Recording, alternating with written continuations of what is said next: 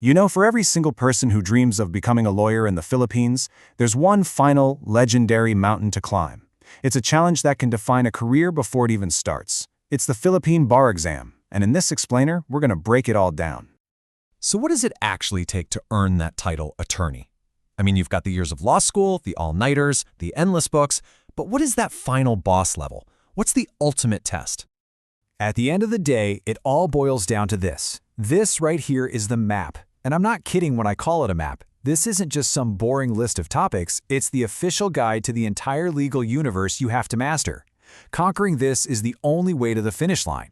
So, let's take a look at the path ahead. Alright, so here's our game plan.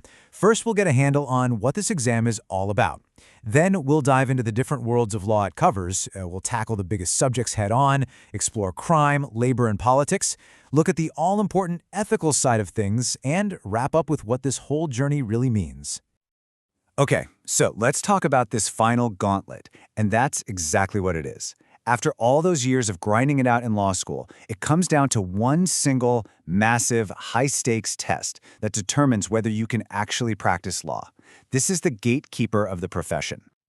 So, let's start mapping out this legal universe. What does it actually look like? Well, the syllabi break it down for us into several core subjects. Each one is a totally distinct and totally vital area of law that every single attorney has got to know inside and out. And wow, this chart really puts it all into perspective, doesn't it? You can see right away that not all subjects are created equal. Look at that huge slice for remedial law and ethics. That's a full 25%. And right on its heels, you've got commercial and taxation law at a massive 20%. For anyone taking this test, knowing this breakdown isn't just helpful, it is absolutely crucial. Yeah, so you can really think of these as the 5 main pillars of the bar exam. Each one is its own little universe, right? You've got everything from how courts work to the laws for business, for the government, for crime, and even for the workplace. So let's kick things off by tackling the 2 biggest ones, the heavyweights. So now we're zoning in on the commercial and remedial arenas. And just listen to this. Together, these 2 subjects make up an incredible 45% of the exam. Let that sink in. That's almost half the entire test. So yeah, for any bar candidate, mastering these 2 is, well, it's completely non-negotiable. Let's look at that 25%. A full quarter of the entire exam is just remedial law and ethics. So what is that? Well, it's basically the instruction manual for the whole legal system. It covers everything: how courts work, the step-by-step process for civil and criminal cases, the rules on evidence, you name it. So how do you tell these 2 titans apart? Well, think of it like this.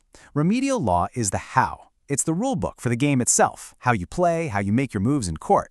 Commercial and tax law, that's the what. It's the rules about the things you're playing with, the businesses, the trademarks, the money, the taxes. It's the legal framework for the entire world of business. And here's a really cool example of just how deep these subjects go.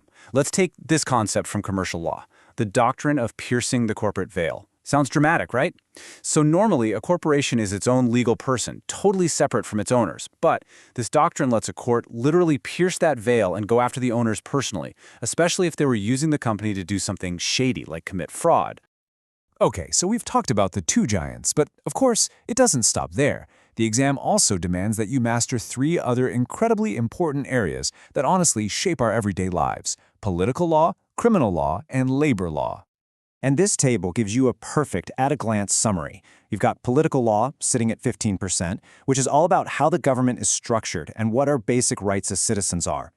Then you have criminal law and labor law, both weighing in at 10%. One sets the rules for crime and punishment, and the other governs that whole world of employers and employees. And you know, to make this stuff less abstract, think about criminal law. The syllabus isn't just some boring list of crimes. It actually walks you through the entire story of a criminal case. It starts with the crime itself, then the arrest, the investigation to see if there's enough evidence, all the way to the trial and the final verdict. It's literally the whole narrative of justice from start to finish. And this is where the law gets real. These aren't just theories you memorize. We're talking about real-world stuff. Like in political law, you learn about powerful tools like the writ of amparo to protect someone's life, or habeas data to protect your private information. In labor law, it's about things we hear about all the time, like the right to strike or your 13th month pay. And in criminal law, it gets into really complex human situations, like using the battered woman syndrome as a defense. But here's the thing. Knowing all that law, that's only half the battle, because the bar exam puts a huge emphasis on ethics. This isn't just another subject to check off the list. This is the absolute moral compass, the very core of what it means to be a lawyer. And this quote, this is from the lawyer's oath. Every single lawyer has to not just memorize this, but live by it. I will do no falsehood. I mean, it really says everything, doesn't it? It's this deep, profound promise to put truth and justice first. You see, ethics aren't just an add-on. They are woven right into the DNA of being a lawyer. The official rulebook for this, the Code of Professional Responsibility, actually breaks it down into these 4 pillars. A lawyer's duty isn't just to the person who hired them, their client. They also have a massive responsibility to the courts, to other lawyers, and, to society in general. It's a really tricky but super important balancing act. And it's not all just book smarts either. The exam gets really practical. The syllabus makes it clear that you have to know how to actually do things, like draft a contract, prepare a legal motion for court, that kind of stuff.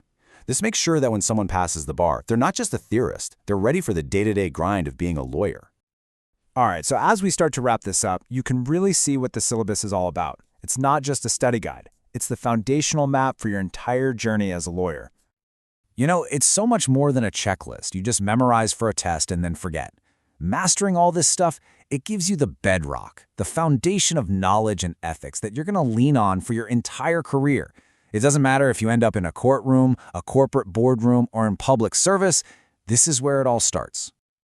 Look, there's no sugarcoating it. The path is tough, the standards are incredibly high, and the responsibility you'll carry is just immense. But the map to becoming a lawyer in the Philippines, it's all laid out. So the real question is, are you ready for the journey?